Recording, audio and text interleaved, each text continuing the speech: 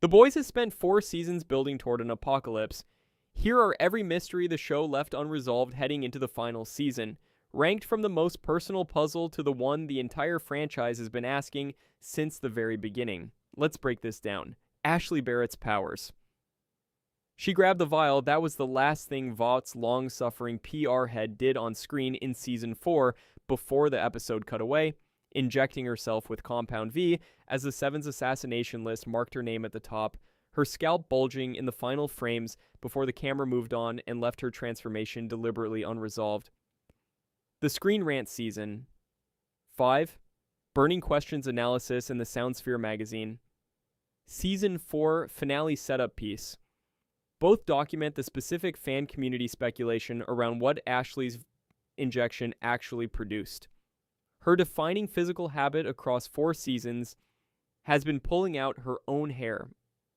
Under stress, which the Soundsphere analysis identifies as the origin of a persistent theory that her Compound V mutation gave that nervous habit a biological expression, something analogous to Marvel's The Leader, whose skull enlargement suggested super intelligence, or something more literally hair-based.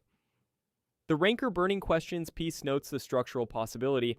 Ashley possesses more institutional knowledge about Vought's operations, cover-ups, and dirty secrets than almost anyone else still alive in the show's world, which means a powered Ashley is either the Seven's most dangerous internal informant or their most dangerous new recruit. Her arc has been defined by surviving proximity to power she couldn't control. What happens when she has some of her own is the question Season 5 inherits from that final shot. But if the mystery of what Vought's most knowledgeable civilian became ranks 10th, wait until you learn about the boy nobody can locate, Ryan's location and loyalties. He killed Grace Mallory. The CBR Season 4 finale questions piece and the Nerdist Season 4 finale analysis both document what makes Ryan's position at the end of Season 4 the franchise's most emotionally volatile dangling thread. The child who accidentally killed his mother in Season 2 killed his grandmother figure in Season 4, this time with intent, or something close to it. When Grace Mallory pushed too hard on the truth about Homelander, and the man Ryan thought of as his other father watched it happen before driving away in the opposite direction. Ryan's whereabouts after leaving Mallory's facility are unknown. He did not, as far as Season 4's closing scenes established, return to Homelander's tower. The CBR Season 4 setup piece identifies the specific emotional architecture the show has constructed. Ryan is a child who wanted a family, lost every version of it through violence or betrayal, and now has no one left who has not either tried to use him or accidentally confirmed every fear about what his blood makes him capable of. The Season 5 official synopsis describes Homelander's world operating on erratic, egomaniacal whims, which means Ryan is somewhere in that world, carrying the specific grief of a person who killed the woman who was keeping him safe. Where he went, who found him first. Whether the Season 4 trailer shot of Homelander beating someone on a rooftop is Ryan. These are the questions the franchise's emotional core is built around. But if the boy whose location and next choice determine everything ranks 9th, wait until you learn about the child whose mother Butcher just killed. Zoe Neuman's fate and what Homelander will do with her. Victoria Neuman is dead. Her daughter Zoe is at Red River Institute, and the one place her mother had spent the show's entire run trying to keep her away from. The CBR Season 4 setup analysis and the CBR Season 4 finale questions piece. Both document what makes Zoe's situation one of Season 5's most loaded wildcards. She is the daughter of the woman Homelander's movement just framed for her own assassination, which makes her simultaneously a propaganda asset, a loose end, and a child with her own powers who has not yet been fully characterized. The CBR analysis identifies the specific manipulation architecture Homelander and Sage are capable of deploying. Zoe wants a family. Homelander has demonstrated he knows how to position himself as a father figure to emotionally vulnerable young supes, and framing himself as the compassionate alternative to the government that abandoned her while her mother's name is being dragged through a political scandal is precisely the kind of image management that Sage would consider trivially easy. The parallel to Ryan is not accidental. 2 powered children, both recently bereaved, both potentially reachable by Homelander's specific brand of manufactured paternal warmth. Whether the show uses Zoe as a counterpoint to Ryan's arc or as the mechanism by which Ryan is eventually drawn back into Homelander's orbit is a question that depends entirely on which version of this story the writers chose to tell. But if the orphaned daughter of the woman Butcher just killed Rank's 8th, wait until you learn about the super soldier who was supposed to stay asleep. Soldier Boy's return and his function in the final season. The Season 3 post-credits scene was unambiguous. Soldier Boy woke up. Jensen Ackles is confirmed in the Wikipedia cast listing for Season 5 as a main cast member. The Soundsphere magazine analysis and the CBR Season 5 setup piece both document what makes his return one of the most structurally loaded unresolved questions heading in to the final 8 episodes. The last time Soldier Boy appeared in the show's present timeline, he was incapacitated by MM and put back into Russian stasis after Butcher and Huey chose not to deploy him as a weapon against Homelander. That choice was made because Soldier Boy was unpredictable, a man whose only consistent motivation was the specific grandiose self-image that decades of Soviet imprisonment had, if anything, intensified. The Soundsphere piece flags one prominent theory. With Kate's mind control powers available to Homelander's circle, Soldier Boy could be weaponized against the boys as Homelander's controlled asset rather than his rival. The CBR analysis notes the alternative that MM's unresolved Soldier Boy vendetta, the show's most explicitly personal outstanding debt, needs a conclusion that the franchise has been delaying since Season 3's reveal that Soldier Boy destroyed MM's family. He is the show's most powerful uncontrolled variable. He can neutralize Homelander's powers with his radiation blast. He is the only character in the franchise whose arc was definitionally interrupted rather than concluded. But if the super soldier whose purpose in the final season remains opaque ranks 7th, wait until you learn about what Vought wants with the boys' chemist. What Vought wants with Frenchie. The Season 4 finale used Kate's mind control powers to capture Frenchie specifically and carefully in a way that distinguished his capture from the rougher treatment the rest of the boys received. The Screen Rant.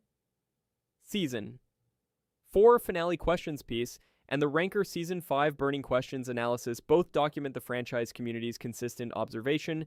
Frenchie is the person who recreated the supe virus in a short period of time from available materials, which means when he is the most dangerous technical asset the boys possess from Vought's perspective, not as a fighter, not as an intelligence source, but as a chemist capable of manufacturing the one weapon that could theoretically end every compound V-enhanced being on the planet. The Screen Rant analysis identifies the specific implication. If Vought's capture of Frenchie was deliberate rather than incidental, and the careful use of Kate rather than brute force suggests it was, then Homelander's regime understands exactly what Frenchie can make and wants either to use him or ensure the boys cannot use him. The question of whether Frenchie would produce the supe virus under coercion, whether his mind has been altered by Kate's intervention beyond just the capture, and whether his existing guilt over his criminal past makes him a psychological vulnerability the show's villains can exploit. These are the questions Season 4 left open and Season 5 must close. But if the captured chemist whose specific value to Vought changes the stakes of the supe virus mystery, ranks 6th, wait until you learn about the moral trap at the center of Butcher's plan.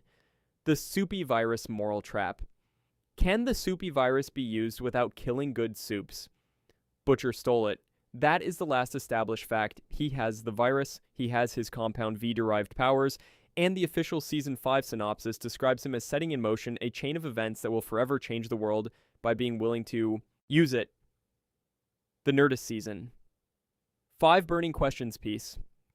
And the Ranker Season 5 analysis both document the specific moral catastrophe that makes the virus the season's central ethical trap. It targets anyone with compound V in their bloodstream, which means Annie January, Kimiko, Ryan, Queen Maeve, A-Train's redemption arc, and every Gen V character the show has developed as a sympathetic supe would die if Butcher deployed it indiscriminately. The show has spent 4 seasons building the argument that the problem is not supes, it is the systems of power and the specific individuals who abuse it. A virus that kills all supes, regardless of moral alignment, is the explicit rejection of that argument in biological form. The question the Nerdist analysis identifies is whether the virus has a selective modification possible, whether Frenchie or someone else could engineer a version that targets specific compound V signatures, or whether Butcher's choice is genuinely binary: use a weapon that kills everyone, or find another way to stop Homelander. The franchise's thesis is riding on which of those options the show decides the virus actually offers. But if the moral trap at the center of Butcher's plan ranks 5th, wait until you learn about the smartest person alive's secret. Sister Sage's True, Phase 2 Endgame. At the end of Season 4, she told Homelander to get ready for Phase 2. She did not explain what Phase 2 was, the Nerdist season. 5 Burning Questions piece, the Screen Rant season. 4 Finale Analysis, and the CBR Season 4 questions piece all document the same problem. The smartest character in the boys' universe has a plan that the show deliberately obscured even from the audience, which means whatever Phase 2 is, it is something the writers decided was too consequential to reveal before the final season. The Gen 5 Season 2 analysis notes what has been established about the boundaries of Sage's ambitions. She was opposed to Thomas Godolkin's plan to cull weak supes, describing it as deviating from their ultimate goal. But the ultimate goal was never specified. She helped Homelander become a near-totalitarian ruler not because she believed in his ideology, but because she wanted to test her theories on a global scale and confirm she could architect a civilizational change. The specific quality the franchise community has identified across all of its Sage analysis is that she is not a true believer in anything except her own intellectual thesis. She built Homelander's rise as an experiment. Phase 2 is what she does with the proof. Whether Phase 2 is her turning the experiment against Homelander, deploying some leverage she has been accumulating since Season 4's opening, or something stranger that the show has not yet telegraphed, this is the season's most opaque, outstanding mystery. But if the plan behind the plan ranks 4th, wait until you learn about the voice in Butcher's head. Kessler. Is Kessler a separate consciousness or entirely Butcher? Joe Kessler appeared to Butcher throughout Season 4 as a vision, a dead CIA colleague whose face became the specific voice of Butcher's worst impulses, the angel on the wrong shoulder, the argument for genocide made manifest in a form Butcher could have a conversation with. The Season 4 finale showed Butcher embracing Kessler, accepting the darkness the apparition embodied, and in doing so, healing the brain tumor that was killing him. The Screen Rant Season 4 finale analysis and the CBR Season 4 questions piece both document what makes the Kessler mystery one of the show's most philosophically loaded unresolved threads. The question of whether Kessler is a genuine secondary consciousness produced by the compound V tumour, a separate entity inhabiting Butcher's biology, the way a parasite would, or whether he is entirely a manifestation of Butcher's own psychology, has direct implications for whether Butcher can be saved. If Kessler is a separate consciousness, there is a version of the story where Butcher fights and expels him. If Kessler is Butcher, if the tumor simply gave a name and a face to the part of Butcher that has always wanted to burn it all down, then there is nothing to expel, only a choice Butcher has to make about who he wants to be. Becca's ghost argued for one answer throughout the season, Kessler argued for the other. Butcher drove away alone into the dark, having made his choice. The question is whether it's reversible. But if the mystery of what is living inside Butcher's skull ranks 3rd, wait until you learn about the franchise's most honest question. Homelander and Ryan. What does Homelander actually want? And can anything reach Ryan? The show has been answering this for 4 seasons, and the answer keeps changing its shape. The CBR Season 5 setup analysis and the Phantom Wire. Season 5 theory piece both document what the franchise has established about Homelander's psychology. He was raised in isolation in a laboratory, deprived of human contact, told he was special in a way that translated directly into the specific conviction that he deserved love he had never been shown how to receive.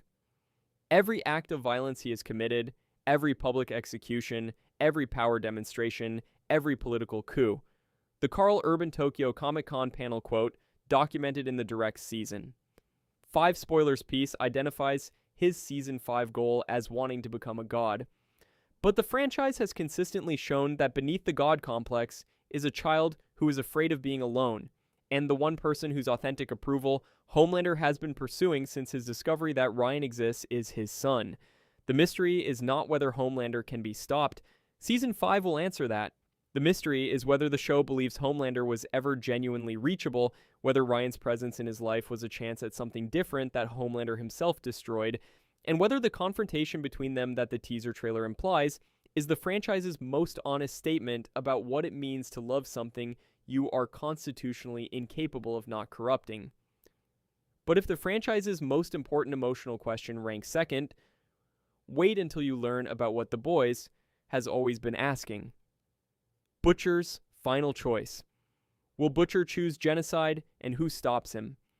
The official Season 5 synopsis names Butcher specifically as the agent of change, a man with a virus that will wipe all supes off the map, setting in motion a chain of events that will forever change the world and everyone in it.